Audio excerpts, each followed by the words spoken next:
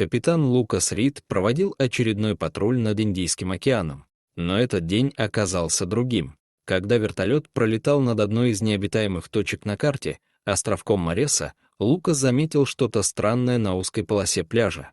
Отблеск движения, отражение, птица. Он инстинктивно уменьшил скорость.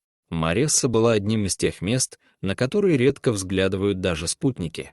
Рыбаки сюда не заходили. «Что-то есть впереди», — тихо сказал Лукас. Лейтенант Эмиль Варгас и его напарник наклонился над приборной панелью и взглянул вниз. «Вижу. Подойди ниже». Лукас плавно опустил вертолет, и в этот миг все стало отчетливо. На пляже огромными буквами был выложен СОС, символ отчаяния, который не мог появиться случайно. «Эмиль, там кто-то есть». И точно, возле линии пальм стояли трое людей. Одежда висела на них лохмотьями, движения были вялыми и неуверенными, но они размахивали руками, словно опасаясь, что вертолет улетит, не заметив их. Разбитая лодка, наполовину утопленная в песке, выглядела как немой свидетель бедствия.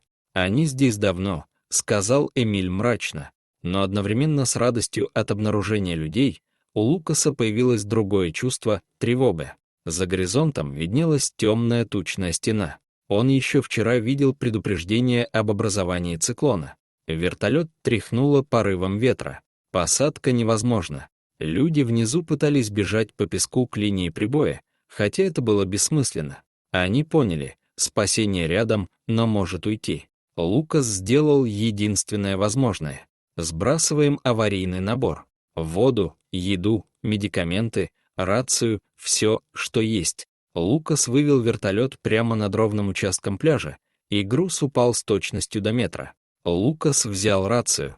На связи поисково-спасательная служба. Надвигается шторм, но мы придем назад, как только небо расчистится. Ночь тянулась мучительно долго. Шторм ревел так, что дрожали стены авиабазы. Лукас не смог сомкнуть глаз ни на минуту. В голове снова и снова всплывали лица людей, их слабые руки, поднятые к небу. Лишь на рассвете циклон дрогнул и отошел южнее. Воздух был тяжелым, влажным, но лететь стало возможно. Лукас и Эмиль были первыми в воздухе, даже раньше дежурного экипажа. Путь занял час, но казался вечностью. Когда они приблизились к Морессе, сердце Лукаса сжалось. Люди были на месте, но в каком состоянии все трое выглядели как тени.